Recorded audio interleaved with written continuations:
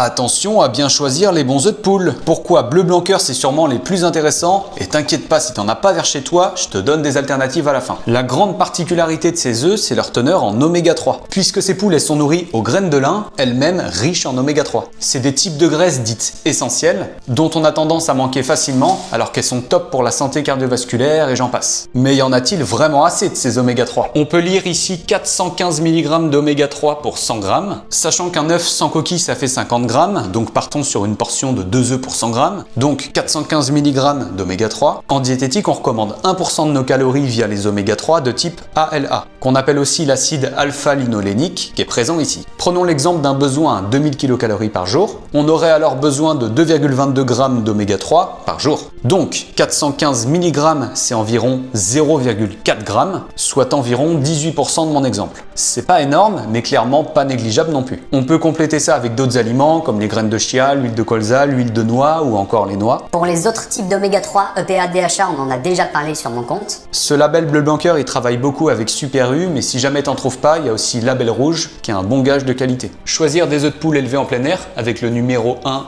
ou 0 si bio. Puis s'il y a des allégations ou des précisions sur le type de nourriture comme nourri avec des graines de lin, bah t'es sûr d'avoir un peu plus d'oméga 3 que les autres. Pour les œufs et le cholestérol, on en a déjà parlé, mais n'hésite pas à t'abonner. A bientôt, c'était Landry.